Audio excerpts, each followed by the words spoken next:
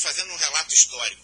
O plano real, ele refletia uma circunstância muito específica, que era, todo mundo sabia que o plano cruzado, que o plano, né, o plano cruzado 1, cruzado verão, todos os planos, no dia seguinte ao da eleição, ele era revogado. Só que o plano real não foi. Desabastecimento geral, e aí surgiu a necessidade enorme de colocação de emprego, de importação de produtos, e a sociedade brasileira começou a conviver com uma necessidade urgente de profissionalização de sua gestão. Vamos ver mais adiante. 2 fatos aconteceram simultaneamente nesse período. E vamos já ver. O primeiro deles foi a queda do Muro de Berlim, que para muitos de vocês que me ouvem, está muito distante, está muito longe, mas tem circunstâncias fundamentais para nós, estudantes de administração. Porque o mundo se dividia em 2 mundos, um bloco ocidental e um bloco oriental. As pessoas não se falavam, e do Ocidente para o Oriente era tão difícil quanto Marco Polo fazia isso nos anos anteriores, na época do Renascimento, antes do Renascimento, inclusive. Quer dizer, 1400, né, quando ele ia para a China para descobrir as especiarias. Viajar para a Rússia, para a China, para os países da Cortina de Ferro, era muito difícil. Mas o muro caiu. E o muro, ao cair em 9 de novembro de 1989, abriu-se infindáveis possibilidades para o crescimento da administração em termos de harmonização. Né? O que houve? Se colocaram circunstâncias muito semelhantes de como gerir organizações, de como gerir a contabilidade, de como unificar as práticas de gestão, de como conduzir o sistema financeiro e o sistema bancário, né? De como interagir o fluxo das bolsas em todo o mundo, né? Como disseminar a tecnologia da informação, enfim, como gerir processos industriais globalizados, produto mundial local, localização. E hoje se fala que a China é um país comunista, mas que a economia é absolutamente capitalista. Né? Não há nada. Aliás, capitalista nas condições ainda do início de um capitalismo selvagem, em que os direitos do trabalhador são sequer assegurados. Portanto, essas circunstâncias nos levam, né?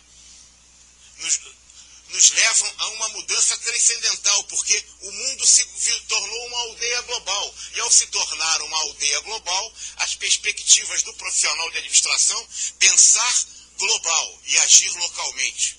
E fez com que todo o processo crescesse e desenvolvesse. As perspectivas que nós temos hoje são muito grandes. A outra revolução é a da expansão da internet.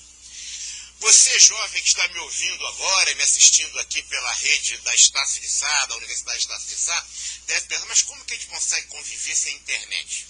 Se a gente olhar um pouquinho atrás, quer dizer, o senhor Clinton, né? O senhor Clinton, que assumiu a presidência dos Estados Unidos em 92, só ele tinha, e o sistema universitário americano. Nós só tivemos internet em 96, aqui no Brasil. Em verdade, só depois do bug do milênio, em 2000, que o processo da internet se expande. Hoje a gente vota por computador, faz declaração de imposto de renda por computador. As favelas, as áreas mais populares, comunitárias, não pode falar favela mais agora, né? São regiões da comunidade, né? As comunidades todas têm cada vez mais computador. E essa é uma verdade inelutável, que muda e transforma e nos gera a necessidade de novas teorias, de novas práticas. É uma força que impulsiona todas as profissões, mas impulsiona particularmente você, que atua no campo da administração, você que atua no campo da gestão, no mundo das organizações em geral. E as forças, né? E as forças que impulsionam o administrador no Brasil especificamente. Eu estava dizendo aqui do plano real. E aí o plano real não foi revogado, continuou. Ao continuar, começou a haver problema de abastecimento. Para não haver crise de abastecimento, o ministro Ciro Gomes, naquela época, era ministro da Fazenda, né? É bom que se lembre isso, colocou taxas de importação de zero, de alíquota zero, né? Começamos a importar produtos. E o brasileiro, de repente, se viu se defrontou com produtos de muita melhor qualidade, produtos inclusive de países aqui da América Latina. O Brasil, que era o que só o Brasil produzia Kombi, né? Aliás, acho que só o Brasil ainda produz Kombi, né? Esse carro altamente perigoso. Mas o carro brasileiro sai rapidamente da Kombi para ser produto de exportação e produto mundial. Quer dizer, a reciclagem que isso gera em todo o país. O brasileiro começa a viajar para o exterior. O brasileiro começa a ter cartão de crédito para comprar no exterior. E agora o governo fica querendo, né? O turismo interno aumenta enormemente e o governo fica querendo até reduzir o número de brasileiros que viajam. Tantos são aqueles que viajam. Os aeroportos se transformam em rodoviárias. Começamos a se desenvolver em todo o processo. A fragilização da reserva de mercado, que nós queríamos desenvolver computador próprio, nunca desenvolvemos, veio o telefone celular, enfim, circunstâncias que vão gerando, que vão impulsionando o mundo das organizações e seu espaço de mercado de trabalho. O Código de Defesa do Consumidor. Quando esse Código de Defesa do Consumidor saiu em 93, os advogados comemoraram, o pessoal mais vinculado às ações políticas achavam que seria apenas uma questão política. Mas não foi. O Código de Defesa do Consumidor, o 0800, né? O SAC dizem que o cliente é Deus, porque Deus é pior do que Deus, porque Deus perdoa e o cliente não perdoa, né? Mas o Código de Defesa do Consumidor, eu sou de um tempo que tinha que comprar um produto no supermercado ou numa loja qualquer e tinha reclamado do produto, o cara me dizia assim, vai reclamar com o bispo, que a gente não tinha que ninguém reclamar. O Código de Defesa do Consumidor nos deu os direitos de reclamar. Hoje não há organização que não tenha 0800, que não tenha o famoso ombudsman, que não tenha o ouvidor geral, que não tenha uma preocupação acirrada com o cliente. Mais do que isso, ficou a preocupação com a certificação de qualidade, os ISOs. Década de 90, nenhuma empresa tinha ISO 900 no Brasil, 9000 no Brasil. Nenhuma. Hoje nós somos um dos países que mais tem ISO 9000. Ter ISO é fácil, mais difícil é mantê-lo. Mas não é o importante o ISO em si, é que para ter ISO, os processos gerenciais da organização precisam ser alterados. Os processos gerenciais são alterados por você, colega administrador, que atua na área de gestão. Esse é um mercado de trabalho que se abre para você para mexer na certificação da organização. ISO 9000, agora vem a questão do proteção, o ISO verde. Vai chegar um momento em que nós, que olhamos agora o valor da prazo de validade, e se a empresa tem ISO, a gente não exporta se não tiver ISO, mas vamos olhar também se a empresa tem o selo verde, se ela produz de maneira sustentável, se ela não destrói o meio ambiente, como acontece na Europa, como acontece nos Estados Unidos, está acontecendo aqui conosco. Isso significa alteração de processos gerenciais, significa que você vai ser cada vez mais chamado a atuar no mundo da organização e no processo de mudança das práticas gerenciais. Esse é um emprego para você, essa é uma possibilidade que existe no seu espaço profissional. O delivery 24 horas que não existia, eu vou correr aqui para não ficar perdendo muito tempo.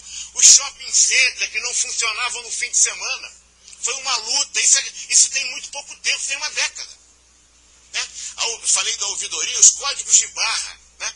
Eu há pouco tempo estava na casa de minha irmã em Itaipava, aqui no Rio de Janeiro, perto de Petrópolis, e fui tomar uma Coca-Cola. A minha sobrinha de 5 anos falou assim, tio, não tome essa Coca-Cola não. Eu falei, por quê? Eu quero ver o código de barra. Eu nunca imaginei que tinha prazo de validade,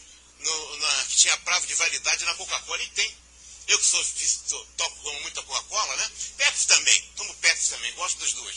Para não dizer que a favor de um ou de outro. A menina de 5 anos me ensinando o prazo de validade, que eu não tinha me dado conta. Aquilo é droga de validade, não, porque eu sei que Pepsi e Coca-Cola é droga de validade, mas é prazo, né? A inflação impedia os códigos de barra. Hoje você tem just in time, no serviço público também se faz isso. Os produtos genéricos, o melhor acondicionamento dos produtos, né? O leilão eletrônico. Leilão eletrônico que é muito recente também, tem cerca de 10 anos, e que muda a realidade da empresa, gera emprego para você. Há pouco tempo, uns 3 anos, professor, conversando com o presidente do BOPS, e posso dizer isso, porque ele não nos pediu segredo, o presidente do BOPS falou assim, nós fazíamos licitação tradicional para comprar guardanapo para o BOPS. E eu pensava que leilão eletrônico era só para serviço público, que não é, a empresa privada está usando muito, né?